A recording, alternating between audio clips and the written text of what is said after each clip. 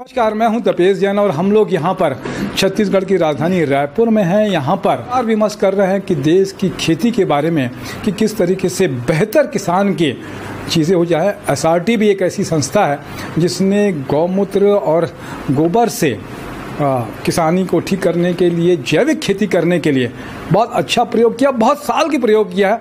Shri Rajesh Tonk SRT इसका नाम है और इसके साथ में सिस्टोग्रीन श्री विकास अग्रवाल जी और श्री गोपाल कृष्ण अग्रवाल जी साथ में जुड़कर सिस्टोग्रीन के प्रोडक्ट सभी जगह में उपलब्ध हैं आपके। बहुत अच्छा लगता है कि पूरे देश भर से आप लोग आए हैं। 2% है हमारे यहाँ फास्फोरस, लो है बोले। कहाँ? आसाम में। ठीक है बोले, कोई बात नहीं, लो है तो बोले लो माने कितना किलो हुआ? 2% यानी 1 एकड़ में कितना फास्फोरस हुआ? भैया आपके हिमाचल की भी मैंने मिट्टी लाई थी, वहाँ 2.5 से 3% है फास्फोरस आपके वहाँ की। और हमारे यहाँ छत्तीसगढ़ है, पंजाब है, हरियाणा है, यहाँ 6% से ऊपर है फास्फोरस, इतना ज्यादा है। तो 2% फास्फोरस है, 1 एकड़ की मिट्टी का हमारा वजन कितना हुआ? 60 लाख किलो। 60 लाख किलो 1 एकड़ मिट्टी का वजन। 3 फीट। देखिए 3.5 फीट मेरा हमारी इस खेती में हमारा हक कितना है? सिर्फ 1 गज। उससे ऊपर का सरकार का डीजल, पेट्रोल, मुरम, गिट्टी, बोल्डर, पत्थर कुछ भी निकलेगा वो सरकार का। हमारा अधिकार सिर्फ 1 गज जमीन है, उससे नीचे नहीं। अंडरग्राउंड आप मकान बना रहे हैं तो पार्किंग के लिए परमिशन लेना पड़ता है ना बाबू जी? तो हमारा अधिकार है। तो क्यों? क्योंकि हमारा जो पौधा है वो सिर्फ 3.25 फीट 3.25 फीट का ही खाद खा पाएगा। जो उन्होंने भैया ने बताया ना कि ये 3.25 फीट से नीचे का खाद बरगद का भी झाड़ नहीं खाता, क्योंकि जो फीडिंग रूट रहती है खाने वाली, वो जड़ कितनी रहती है? सिर्फ 3 फीट, 3 से 3.25 फीट। उसके नीचे जो जड़ें जाती है वो स्ट्रक्चर रूट बोला जाता है, जो झाड़ को गिरने ना दे, वो 3 फीट से नीचे जाती है। खाते नहीं, वो खाते नहीं है। तो खाना कौन खाएगा? ये एरोबिक कंडीशन में जो हवा जो रहेगी उसी को खाएगा। जैसे कोई भी पानी भी पी रहा है, उसका नाक बंद कर दो तो खाना अंदर नहीं जाएगा, फेंक देगा बाहर, क्योंकि यहाँ से हवा जाती है और हमारे खाने को या पानी को दबाता है तब पेट में जाता है। तो सेम इस पौधे को खाना है तो यहाँ से माइक्रोब्स रहेंगे, पोरोसिटी रहेगी, तब जाके ढकेल के पौधे में पहुँचाते हैं। तो अब उन्होंने बोला कि हमारे 1 एकड़ मिट्टी का वजन कितना हुआ? तो 1 स्क्वायर फीट मिट्टी का वजन, 1 फीट बाई 1 फीट, 1 घन फीट बोलेंगे ना, इस मिट्टी का वजन कितना होता है? 50 किलो से 80 किलो।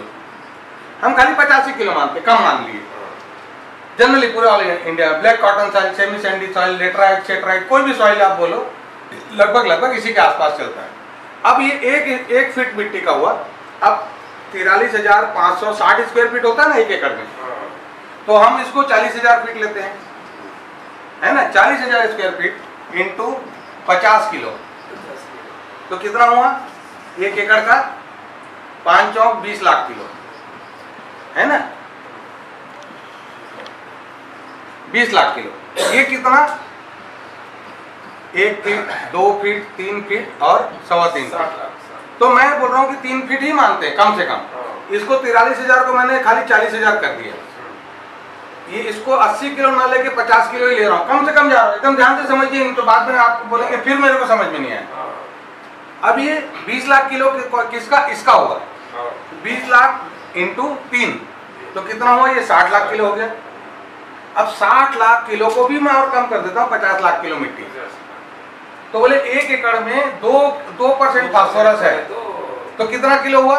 1 लाख किलो, है ना। 1 लाख फास्फोरस है 1 लाख किलो। तो बोले वो आसाम के जो सर थे, तो बोले आपका जो चाय है, चाय पत्ती है, जो 25 टन पैदा करने के लिए समझो सबको 50-50 किलो, NPK तीनों 50-50 किलो खा रहा है। तो बोले 1 लाख किलो आपके जमीन में जो फास्फोरस है उसको कितना साल लगेगा खाने में? तो बोले 200 साल। तो विकास भाई बोले नहीं सर, कहीं गड़बड़ हो रहे हैं। फिर कैलकुलेशन लगाए, बोले 2000 साल पूरे का फास्फोरस जो जमीन में है वो, पर अवेलेबल नहीं हो रहा है। क्यों नहीं हो रहा है? मेरे घर में राशन है, किराना है, सब्जी है, गैस सिलेंडर है ना भैया, ध्यान दीजिए भैया, है ना। मेरे खेत में सब है, पर मैंने खाना पकाने वाले को मैंने मार डाला, माँ को मार डाला, बहन को, बेटी को, सबको मार डाला, तो मेरे को खाना कौन खिलाएगा?